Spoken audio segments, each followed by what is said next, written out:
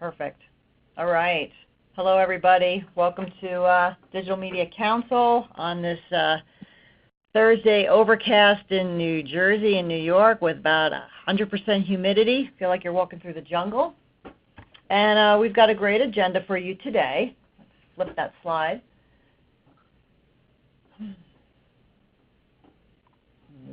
There we go. All right. So today we're talking.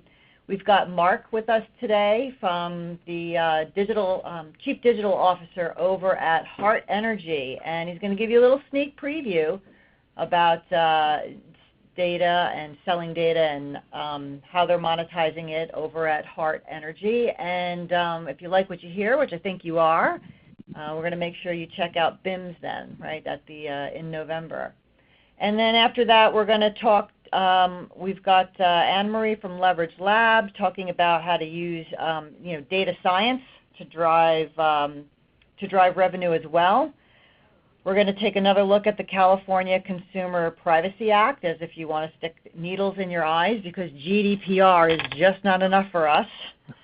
and then after that, we'll do a little topic jam. So let's get started.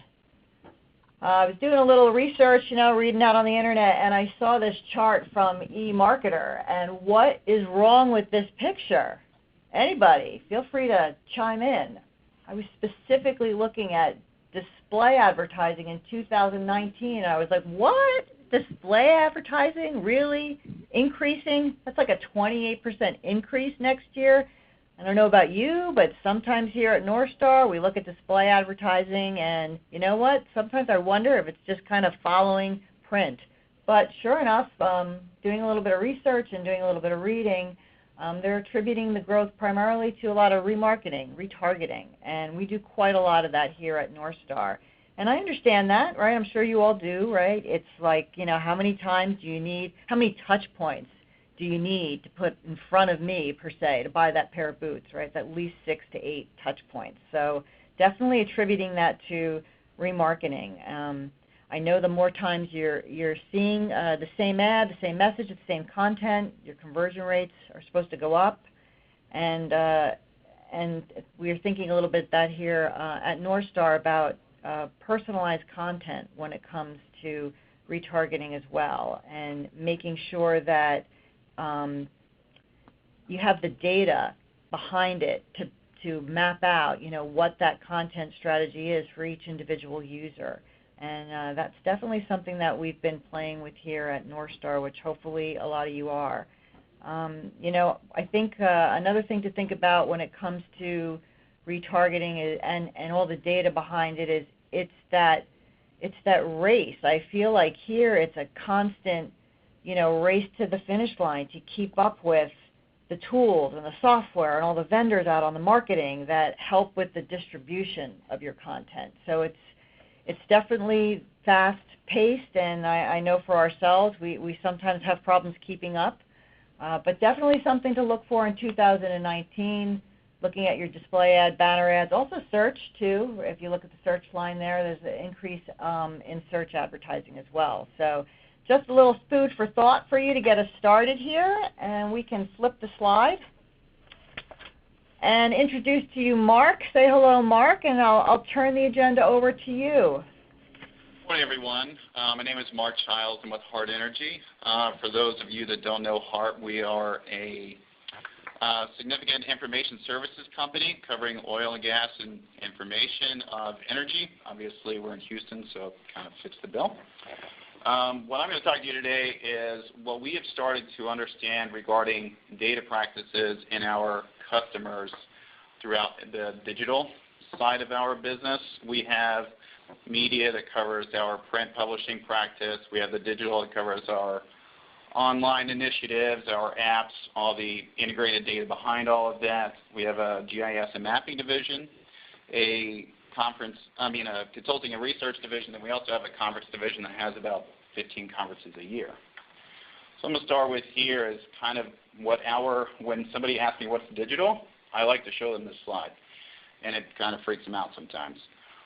So what it represents is really the digital ecosystem as far as our users and what they would kind of hit, whether we reach them in email, social web, all the different potential platforms, our infrastructure components, search, and obviously big data. I showed this to a large group in the company, and they just almost fell out of their chair.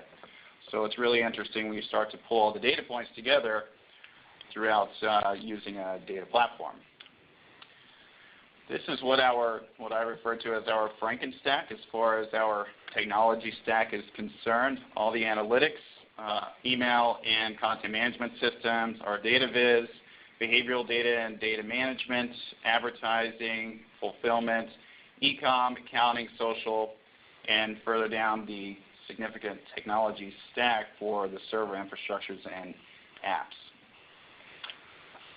So what I kind of detailed here is what it looks like for what a digital customer journey looks like for us. Now, they may not necessarily come through a digital channel. It could be word of mouth. It could be paid magazine content, those sorts of things. We also have billboard advertising.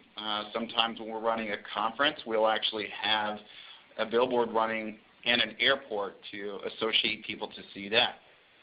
And so what we've tried to associate from our customer journey is every place they come into and how we get them to be one of our customer types. We have subscribers, we have advertisers, we have conference attendees, we have sponsors, we have exhibitors, potentially a consulting client, maybe they're a GIS and mapping customer, or they're part of our membership service from Stratus Advisors.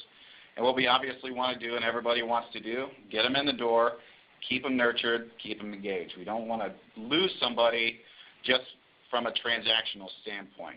So what we try to create is, questions around what the data can do for us and what does that kind of represent for a user and for a customer, because we kind of have a different model as far as what we describe a subscriber versus a user. We have, paid online content subscribers that have access, behind the paywall, and then we have users that may have just signed up to get a free newsletter, or they're just an account in our system and they can still log in and we can still track information.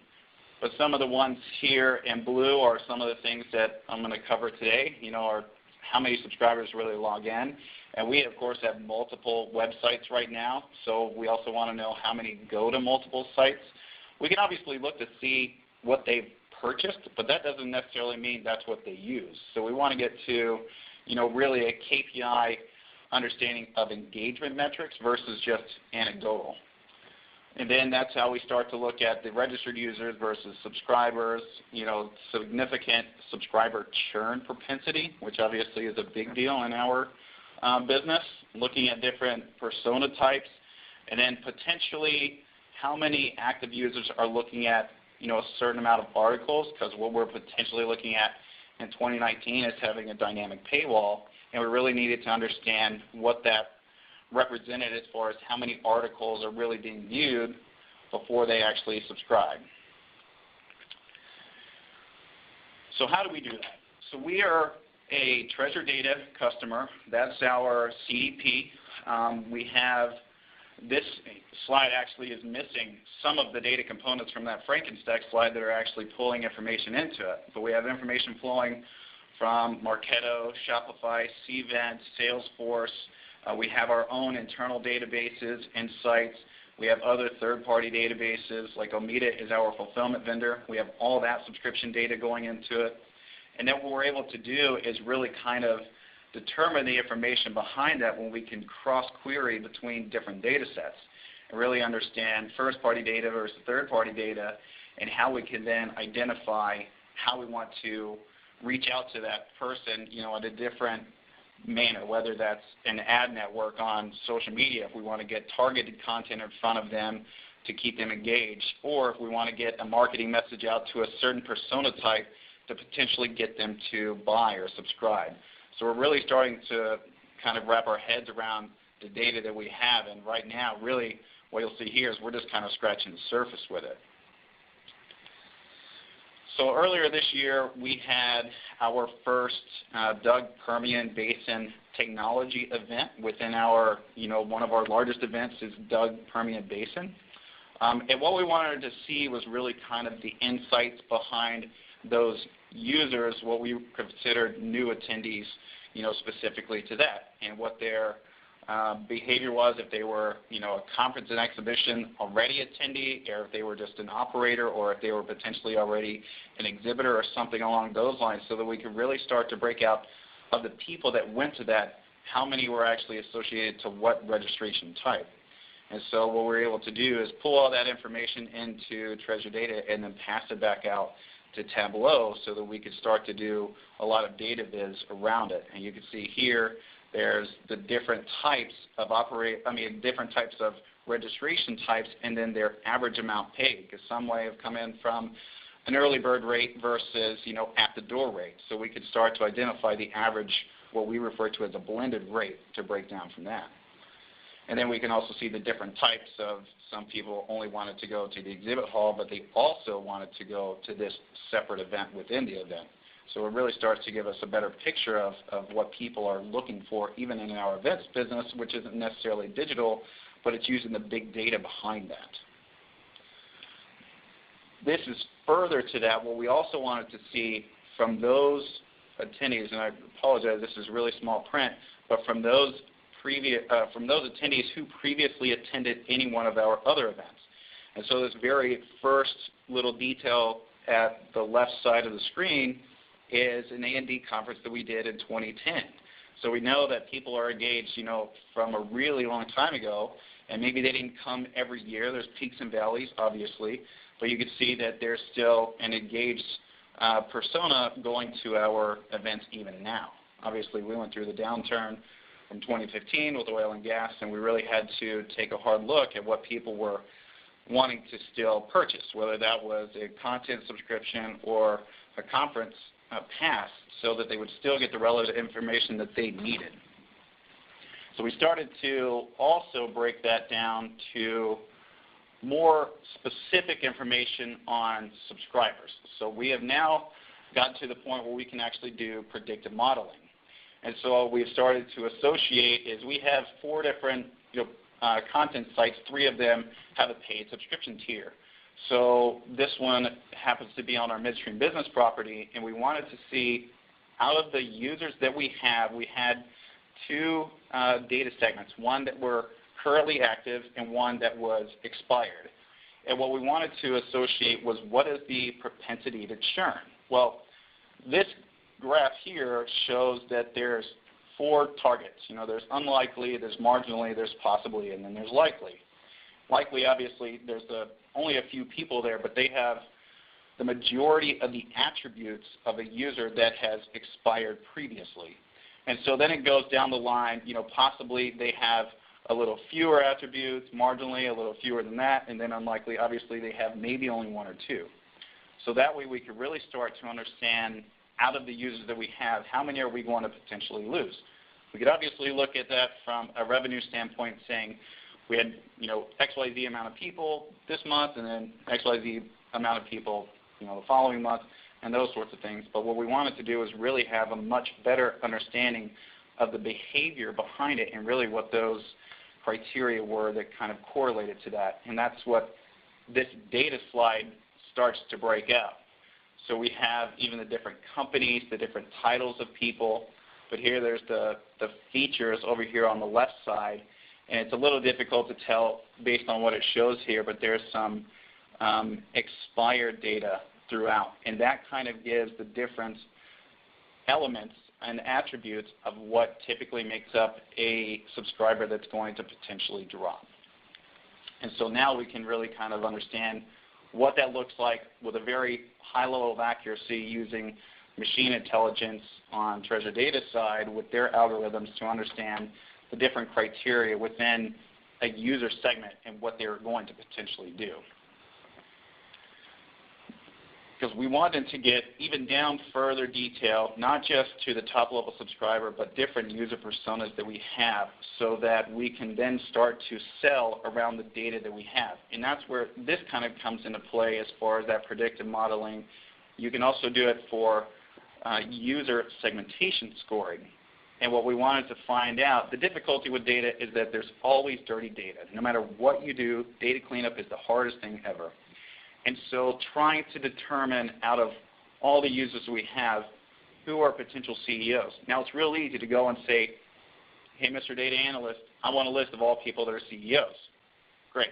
That's really easy, but that doesn't necessarily mean that we're getting all the people that are really top execs running a company. And so we started to define here is what's a user persona of a CEO segment. Now, that could be somebody that just has the title CEO, or it could be president and CEO, it could be chairman. There's so many different possibilities of what that represents as opposed to just a very specific normalized title of CEO.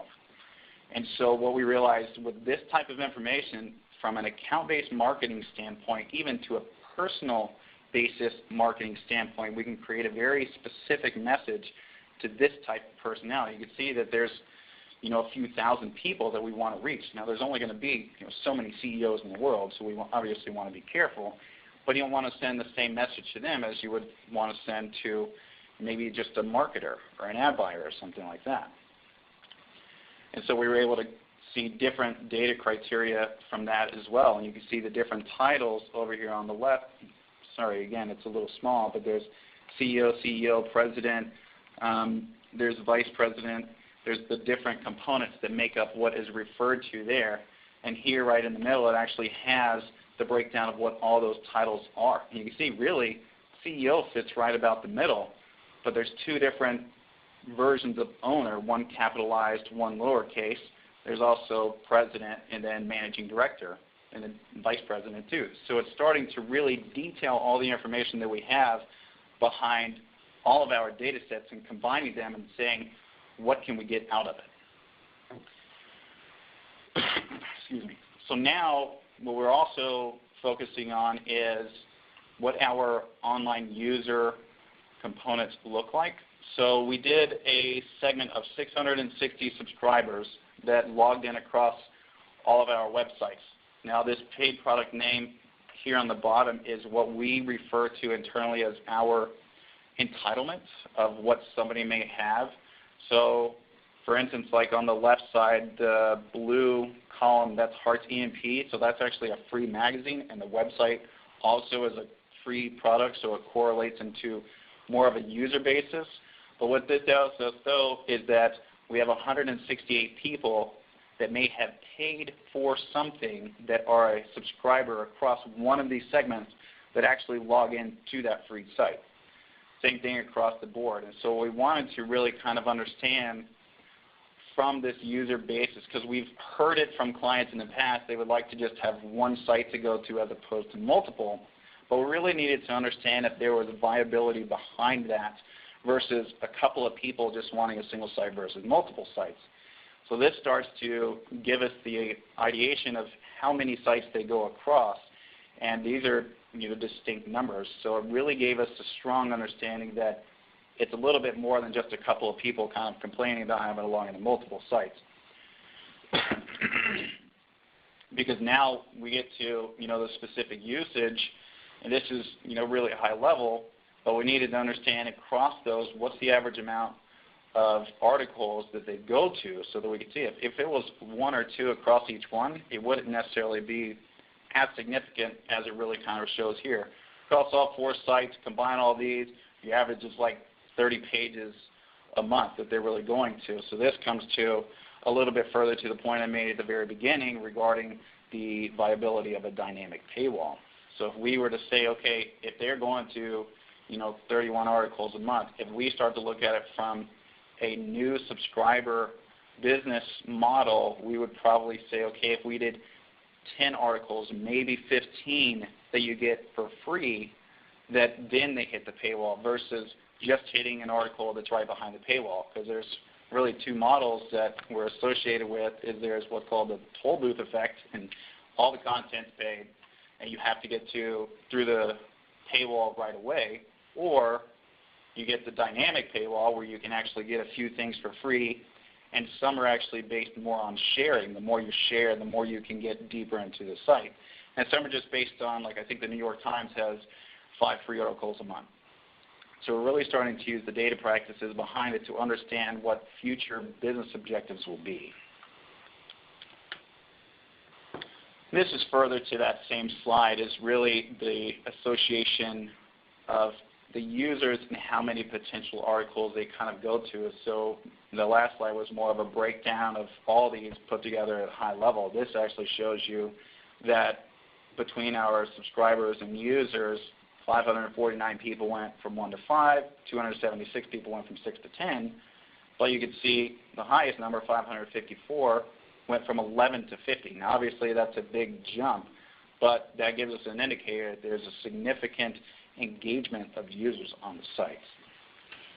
So what we decided that was the best option is to create one site that really kind of encompasses all of our content basis, some of our Stratus advisors, which is our research and consulting division, having some of their content on there, our RexTag division, which is our GIS and mapping. There's a lot of people that still want, significant pipeline mapping and digital maps specifically within an interface that they can just use as long as they're sourced and those sorts of things. That will be benefit for us. And so putting all of this together, it helps, internally and externally. From an internal standpoint, the editorial team works all on one site. We have a lot more viability for advertising across different content objectives. I think this is a little bit what Roberta was saying at the very beginning regarding personalized content with advertising associated to it. We're going to be able to do that with this new site. And then obviously you want to be able to have that personalized effect for any one user. So we'll be building that in our product roadmap as well so that you can actually customize the content that you want to see, not just get a blanket of content all the time. All right. So what we found from the user standpoint is that, it kind of takes all those into a single course of user experience, having all the content in one place, your customized preferences and personalization. You only have to log in once, a much better interface to associate a broader vertical reach as opposed to if you just want drilling technology, you only go to this site. If you just want oil and gas deals, you only go to this site. If you want the transportation logistics, you go to this site. It would be a much more encompassing and intuitive interface, which is what this kind of looks like. So it starts to associate, you can see the top level categories there as far as market, business, technology, exploration, production, transactions, policy, transport, and still shale obviously is significant to us. And so what this will do is roughly take, 250,000 pieces of content across 4 sites and put them into one big conglomerate site. And basically we came to the finding of what this looks like based on, data directly from people and discussions and feedback, as well as the actual user data that we had across analytics and the site details that we have going into our CDP. And that kind of concludes it for that portion. I am going to be speaking at DEMS, and at that point I'll have even more data to be added to this presentation, but I'm happy to take any questions. Yeah, it was great. And I like the way you're just using the data to make your decisions. I know sometimes people just run ahead and blindly make decisions, but the data behind it is great. Can you talk a little bit about how long it took you to kind of build out all of this infrastructure? And, after you've built that out, who was your first hire? Who's what kind of individual were you looking to run with all of this? Was it like a data scientist or a BA? Maybe talk a little bit about that. Sure. So we actually already had an internal group that was handling what we referred to as our marketing database. But when we started to integrate all the systems together, especially Marketo, what it allowed us to do is kind of transition that role into a data analyst role, because you no longer really need to do quote-unquote list pulls for the marketing team. Now they could really go and do all the dynamic association of people that they were trying to reach directly within Marketo. So what we did was we transitioned him into a data analyst role, and so he's really only been in this for about, 2 months maybe. And what was happening before that is I was doing this. So Right. it was really kind of one of those things that we had to get the system first, and then we data lake integrated into Treasure Data so that we could pull all of the systems into the platform so that we can then start to cross-query across data sets. For instance, we really kind of have 3 systems that have potential subscriber data in it. For one, that's Marketo, because we do all of the newsletter and email fulfillment from it based on the subscription that you have. 2, we have Omeda, which is our fulfillment vendor, which that can associate a user having a print subscription, a digital subscription, or both, which we consider a premium. And then we also have our internal user system, which actually provides your access to the site and your expiration when you have to renew and those sorts of things. So really, when we started to identify the subscriber churn and the user on the site and what they're actually doing, we had to associate that between the data sets. So until we actually had a data platform to pull all that together, the only way that we could really do that is download all that to a bunch of different Excel sheets, create a bunch of different pivot tables, hope for the best. So it wasn't really a query logic standpoint. It was more of a data wrangling standpoint before. And so it really probably took us about 5 or 6 months to really get up to speed with the system and figure out all of the components that make up what we refer to as our user data. And I was actually invited to be on Treasure Data's customer advisory board, and what I did tell them was, for us, we have a significant events business, so we need to be able to have that information pulled in because we have daily reports on users, attendees, revenue. And what we were doing for that is the conference team was manually creating a report every single day in Excel based on data they had to export from CVent. And so we actually worked with them as a partner to build the connector between Treasure Data and CVent so that information now flows too. So it really helps to understand all the components. Even a business that doesn't necessarily associate to digital, they definitely associate to the data component. Great, great. Now I Thank see there was a question on the participant feedback by Cassie, I believe. The question, if you guys don't all see it, says, were there any challenges with branding Hart Energy when moving to one site from individual brand sites? Was there any confusion on the user end? So it's actually a really good question. We haven't actually launched the new site yet. It's going to launch in January. We're actually working with an outside agency right now to help put all of that together as far as the subscriber and user transitions from the current sites to the new site. So we really wanted to be in front of this before we just launch the new one and just say, hey, everybody go to the new site. So if you think about the different user personas on EP versus midstream business versus oil and gas investor, they're kind of 3 different segments. Now, yes, there is a lot of people that cross-correlate, obviously, as you could see from the slides before. But what they are typically associated to on a high-level basis is the franchise, which started actually more from the publication side versus the digital side. So we are currently and actively working through that subscription transition now so that all those subscribers know well ahead of time this is coming and what it means for them as a user to X site going to hartenergy.com. Great. Well, thank you. All right. Thank you so much. I think that was great. And Anne-Marie, I'm just sure you're just like probably loving all the data. So next up, we're going to talk a little bit about making sure you follow that customer and know what they're reading, know what they're, scoring them, and then taking next steps after that. So up next, we've got Anne-Marie. I'll turn it over to you. Hey, can you hear me okay? Yes. Great. So that was awesome. That was such a great presentation. I'm just going to really nicely dovetail alongside you here. So just to tell you a little bit about, if we can advance the slide, just to give you a little background on us. So my company is Leverage Lab, and for those of you who don't know me, I've been in the publishing industry my whole career with, Penton, now known as Informa, Forum Journal Media, Forum Advanced Publishing. And then most recently was the VP of Audience and Data with Source Media.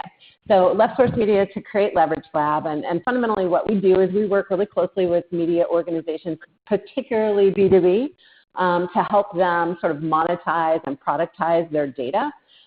We are very closely aligned to CDP technologies, as Mark was talking about.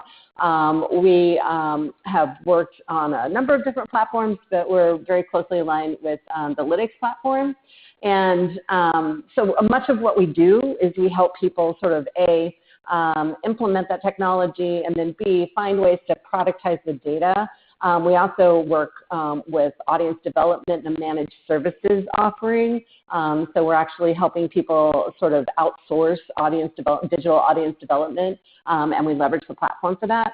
And then, we've also worked on numerous projects where we're implementing, a variety of different technologies within a publishing stack. So that's a little bit about us. Now, what I'm going to talk about is, and if we can, I don't have any slides. I'm going to do a lot of talking. But essentially, what I'm going to talk about today is a program that we've helped a number of our publishing clients, our media clients, bring to market.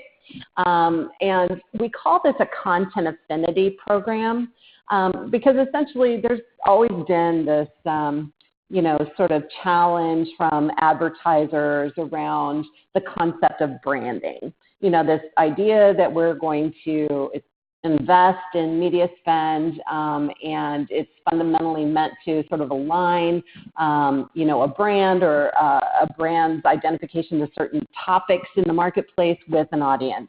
And the KPIs around that have always been super challenging. Like how do you measure brand effect, brand awareness or a change in brand perception? And those have always been challenging, especially for media companies to sort of create. So one of the things that in using the CDP platform, and I was so glad that you went through sort of, a description of the CDP, but, again, fundamentally, like Mark showed, a CDP lays on top of technology stack and sort of ingests data about your customers to create these, singular 360-degree profiles. And so much of what a media company and organization can gain in terms of knowledge is around the consumption, the content consumption. And much to what, his underlying point was that, they found that there was a lot of cross-pollination around content, and that drove them to the idea that they could sort of consolidate under one brand. Well, similarly, we've got media companies, media clients of ours that have a similar view. Now they're able to see, their users, but then they're also able to see their content consumption behaviors. And the platform that we launched this product on, which is the Lytics platform, kind of goes an extra step in that they incorporate data science in the box, if you will, to identify at the individual level what topics of content are people consuming, and then how closely aligned are they to those topics? And they use a score, affinity score. And content affinity scoring is definitely not a proprietary tool that Lytics uses. You can employ that kind of modeling around any data set where there's content consumption. But they've baked it into the tool set so that essentially, as you start to think about segmentation or, even in this case, sort of we're using it as a KPI measure, you can start to see that individuals at the individual level being able to say that this CIO or this CFO and their interest around topic X has started at a certain level and has either grown or diminished over time. It gave us the idea that we could sort of start to use that content affinity as a KPI measure for brand awareness. Topics in the CDP technology that we're using are, persons, places, and things. And brands are actually considered topics. So the way that we built this program, and we're starting kind of over here under the pilot, where it says pilot, start first by identifying what is the audience that we want to reach, and then we use the CDP technology to sort of segment that audience. So in this case, we're using specific job functions, technology interest that comes from their subscription data, their newsletter registration data, all of which is living within the CDP. So we start first with the target audience, and then we work with the client to identify the specific topics. So let's say that there are two granular topics that they essentially want to affect the target market sort of affinity for those topics. They want to essentially hone in on that target audience, deliver messages about those topics and their alignment with their brand. So in this case, the program itself did have a lead component. So, after a number of different exposures to different messages around those topics, there were leads that were generated. So essentially, that's how we define the beginning of this program, the target. And now the next component is how are we essentially increasing that topical affinity and the brand association. So we used a variety of on-site and off-site executions. We used email, sponsored social posts, off-site display, obviously on-site as well. But all of those were focused around that specific target audience and around those two topics. So in a logistics, boiling it down to the core actions, each of the components that were promoted were content that was native to the brand. So instead of promoting the sponsored content, we're promoting actual content that the brand had created around these topics. So the emails, the sponsored posts, the off-site display ads all directed this targeted audience back to organic content, not something that was a custom content component at this stage of the program.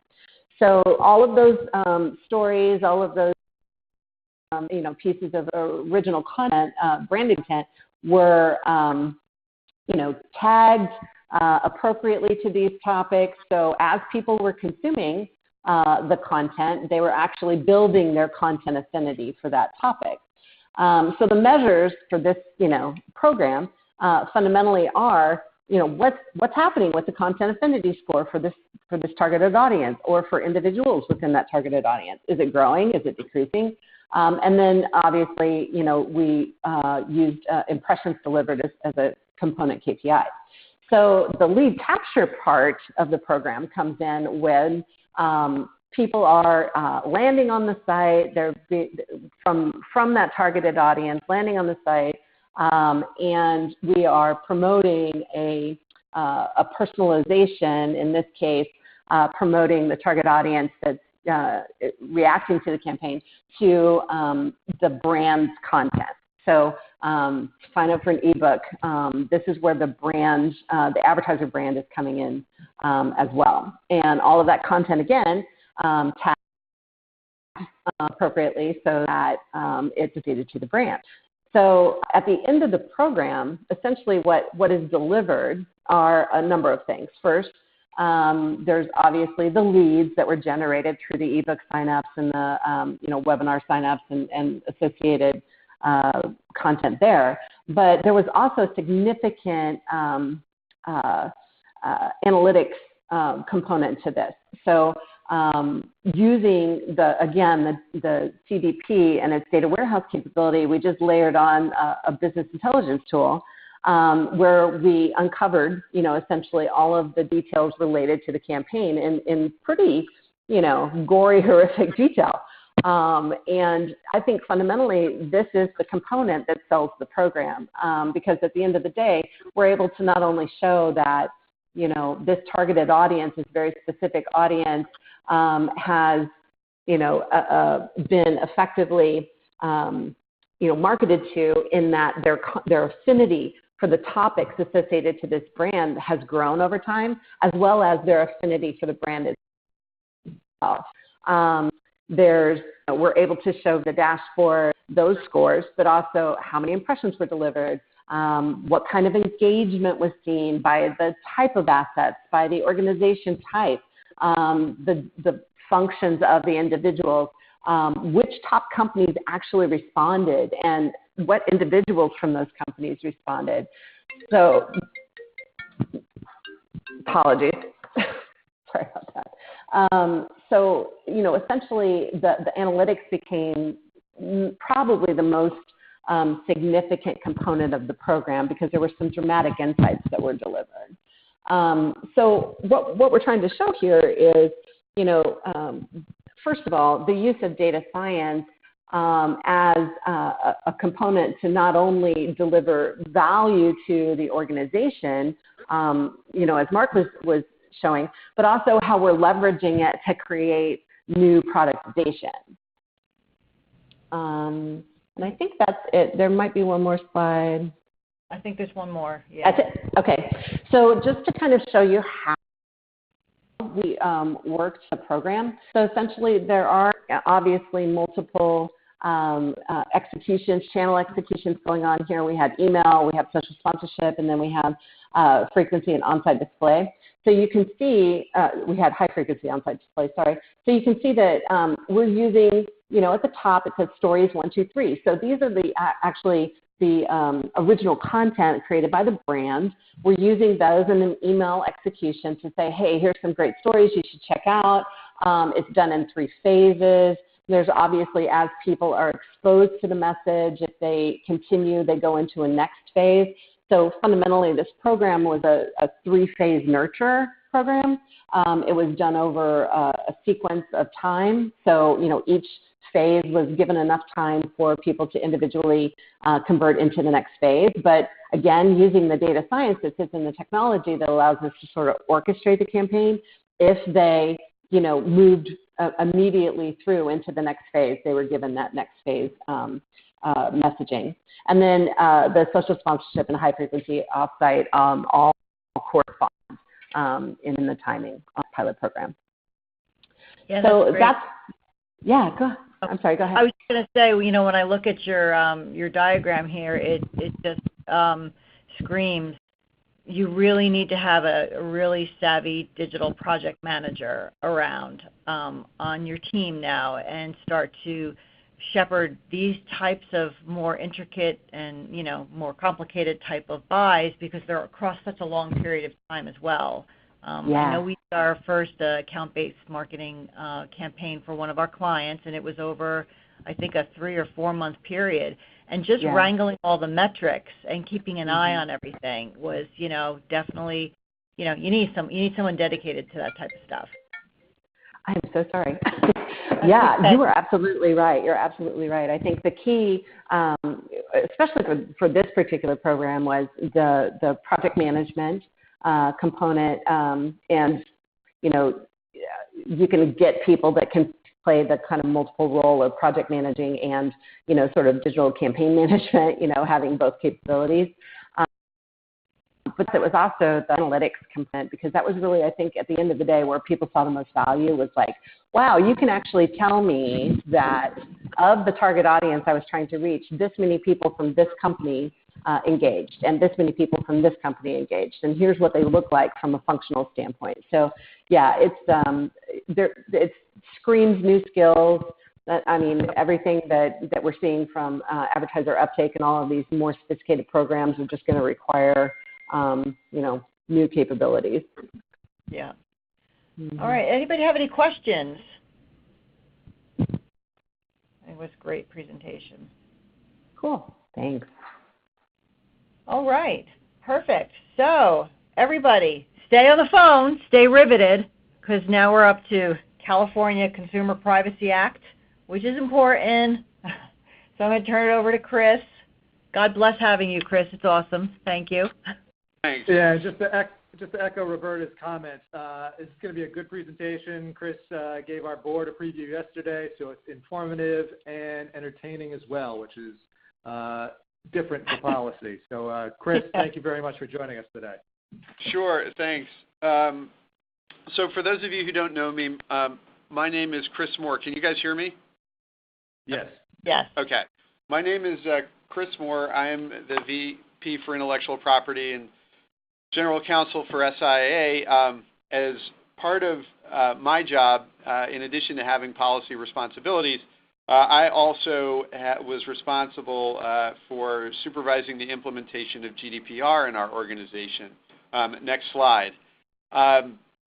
California has been heavily influenced by Europe, and if you like GDPR, next slide, you're going to love this bill, because what they have done here is, in many respects, more far-reaching than what Europe has embarked on, and at the same time, much more poorly thought out.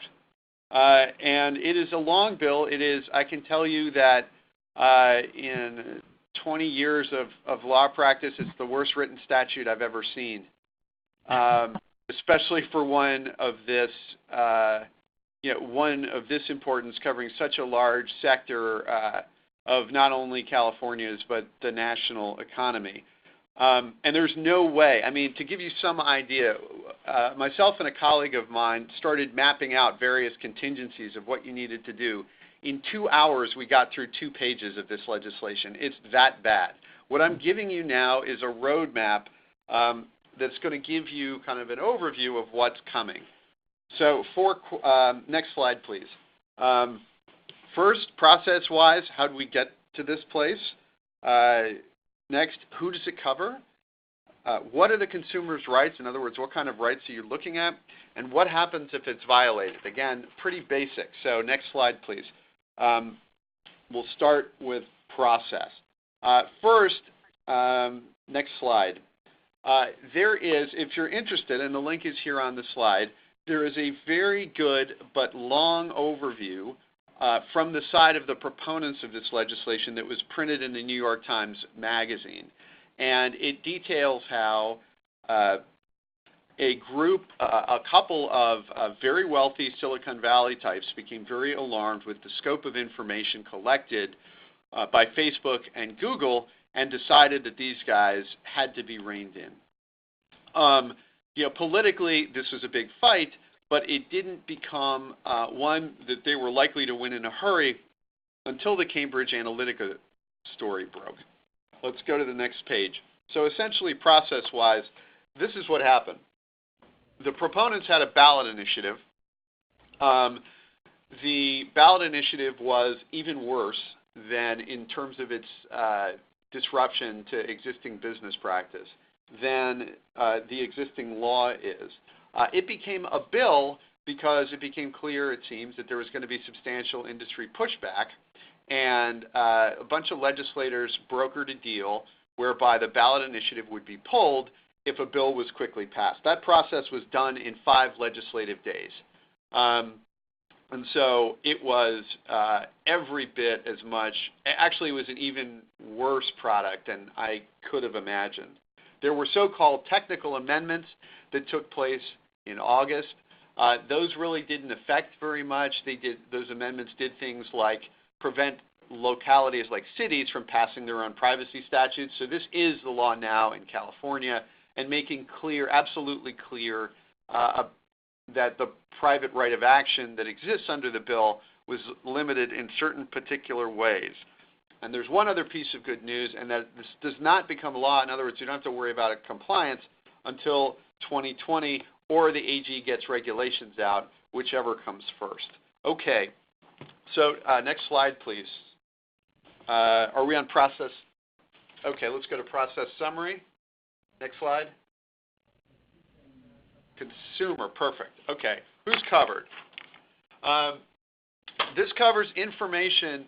This covers California residents. So if you have specifically the personal information of a consumer, so it's any information you may have for a California resident. Next slide, please. Okay, and this is important. It covers businesses, right? So but not every business. So you have to be for profit. You got to have, and you got to meet one or more of a bunch of different thresholds. A lot of these definitions go on for a long time, and what I'm giving you here is just kind of high-level stuff about when you need to worry. Do you have more than 25 million in revenue? Do you have the personal information of 50,000 or more consumers, households, or devices? Or do you get more than 50% of your annual revenue from selling personal information? Okay, now the next, who's out of this, right? The definition of business, this does not cover the government, and it doesn't cover nonprofits, at least to the extent they're uncontrolled by for-profit businesses. So what does it cover? This is a really long list on the next slide that I'm going to leave up there for a bit, and I'll just let you read it. But it's basically anything that might lead to the identification of an individual. It includes things, obvious things like name and address, commercial information, biometrics, browsing history, professional employment-related information. But what's really different here is that it also covers inferences drawn from any of the information identified in this subdivision. In other words, when you draw inferences about what somebody might do, that is also personal information. That's new, right? And then there's an exclusion for government records, in which there was a typo, one of many, in this entire law that renders the intent of the legislature unclear. So next slide, please. Okay, so there are other differences, mind, between this and GDPR, but this is a different one, right? What I've posted up here is the definition of personal data from GDPR. GDPR doesn't cover the inferences you make from personal information, and it doesn't apply to information that might identify a, quote, household. And the result in that, I think, is going to be a broader and more invasive compliance requirement than would have existed under GDPR. Okay, next slide, please. So what kind of rights, the next section we'll talk about what kind of rights the consumer can expect. Let's start with this one, disclosure, right? You have to, if the consumer contacts you, you have to disclose to them the kinds and pieces of information that you've collected about that particular consumer. And this is in addition to rights about, to privacy policies and other kinds of notices that are detailed in the legislative language. Next slide, please. The next is deletion. Couple of things about that. This is the California version of the right to be forgotten, but it only applies to that information which the business has collected from the consumer, not anything that you might have about the consumer that you acquired from a third party. But next slide, please. This is the right of the consumer. They can stop you from selling, and I'm using the word sell here in its ordinary English sense.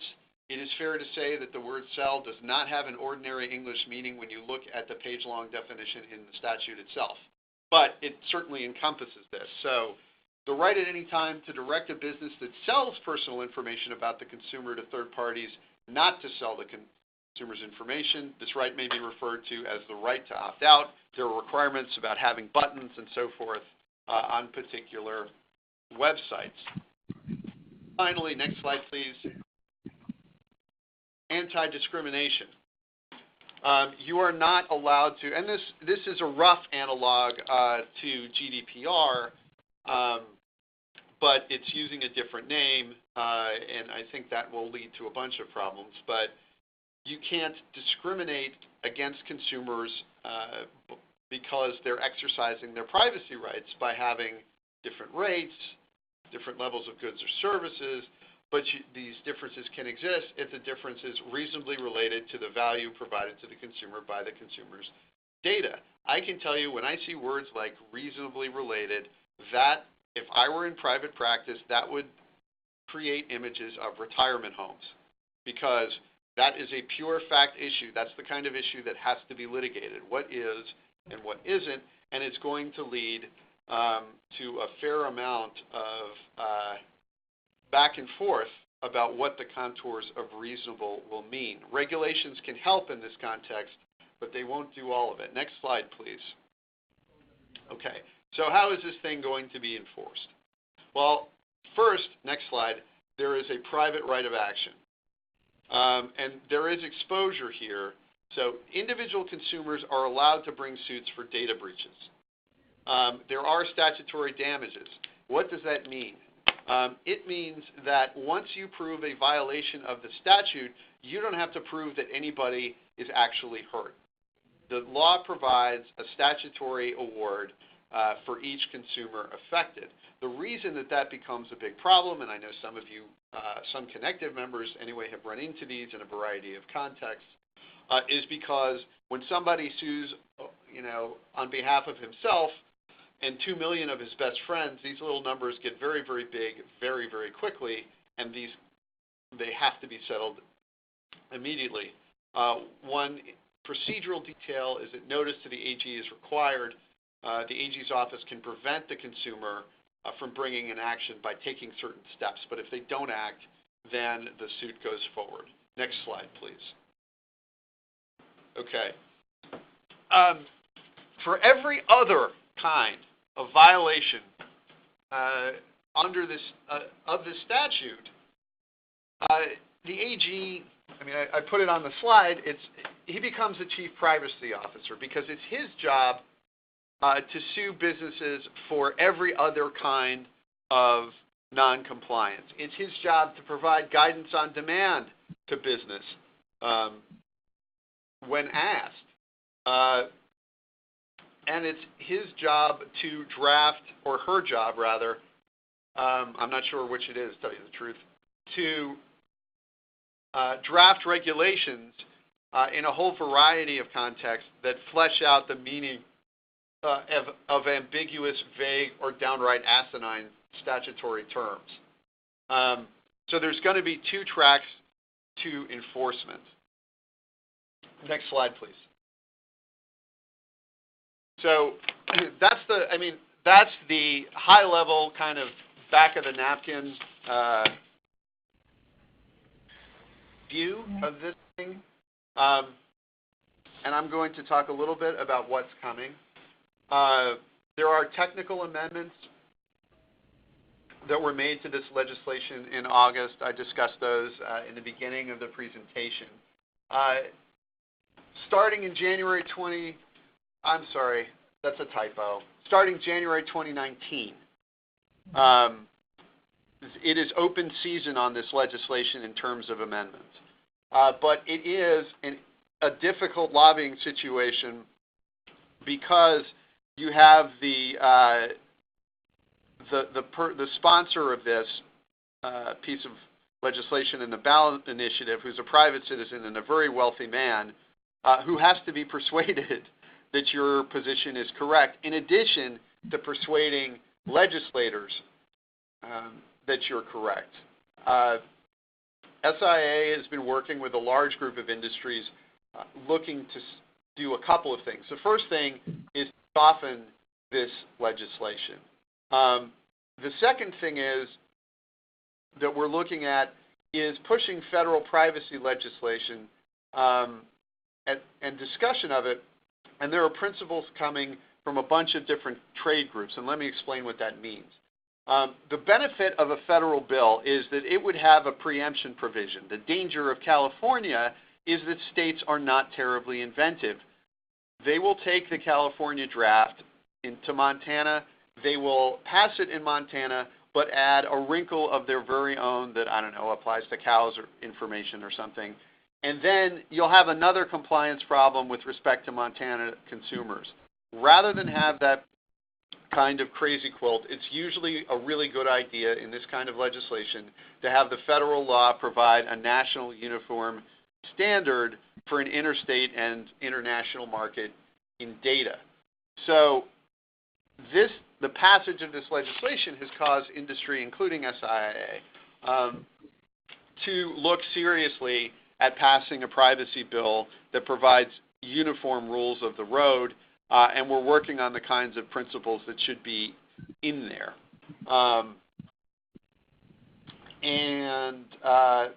That's about it. So we've got a state and a federal war coming in addition to potential compliance burdens that are, frankly, at this moment uncertain, because I don't know how much of this legislation is going to survive or what kind of sausage we're going to get once California goes back into session. Okay, and I'll pause there for questions. That's a lot. And I know you mentioned other states coming on board, like, say, Montana, but any states that you know of right now that are really, really close on the heels of California, or like there already? Well, yeah, in fact, it would not. So last winter, for example, I testified in Vermont about a piece of privacy legislation that requires businesses that collect information about Vermont consumers from someone. It's a Vermont data broker bill. It requires data brokers to register with the state. Data brokers are people who do not collect personal information directly from a consumer. So if you buy something from Target and Target then gives you that information, you're required to register. Target is not. Right. And that's how it's set up. They have a task force that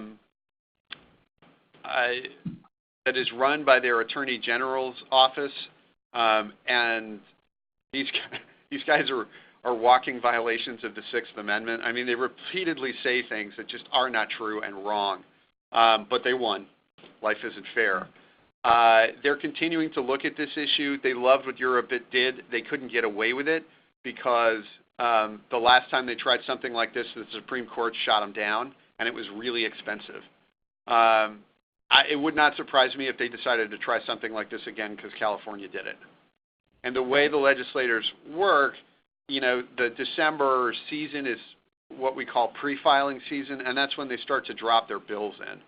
And I expect to see more from this. It's how it works. It's like, oh, it was law in California, well, let's do it here.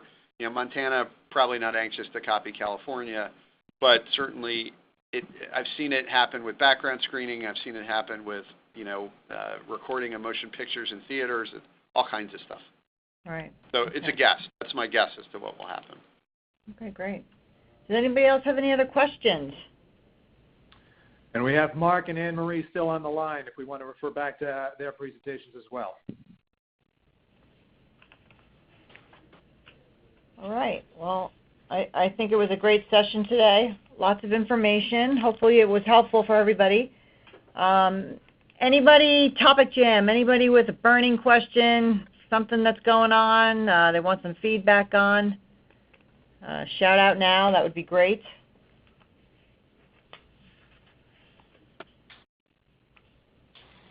All right. I think everything's running smoothly. Everybody's making money. All right, guys. Well, let's turn it over to Matt, and let's talk about what's going on. Thanks, guys. Just a couple things to note. We've got a couple webinars coming up that may be of interest to you and your colleagues. Next week, we're going to be talking about building an effective data tech stack. So building on some of the discussion that we had today, but looking specifically about how to really choose your technology and implement it effectively, and then tie this back into the audience data as well. Rob Keenan, formerly of Egital. Some of you may have known Rob from previous participation on the DMC. Rob's going to be applying his expertise to that as well. The webinar is free. It's open to you, and it's open to all your colleagues as well. And you can check that out on the Connectiv website. On the 21st, our sister organization, AM&P, is hosting a webinar on when to outsource. You can check that out on SIA/AMP as well. And then, as mentioned, Mark Childs is going to be speaking at our Business Information and Media Summit in Fort Lauderdale in November. You got a little preview of Mark's presentation today. He's going to be going into some more detail, and he said applying some more data to this. Data-driven strategies are really the theme behind this conference, and you're going to get examples of this through all the tracks: strategy, advertising and marketing services, data, audience marketing, and customer experience and technology. I think we've got a particularly strong lineup this year, so I would certainly encourage you to check out the schedule. The early bird is coming up next Friday, so if you want to save a few coins, check that out as well. And with that, great. any other Thank questions? You. No, thank you, everybody. It was awesome. Have a great weekend. All right, thank you. Thanks to our speakers. Bye, guys.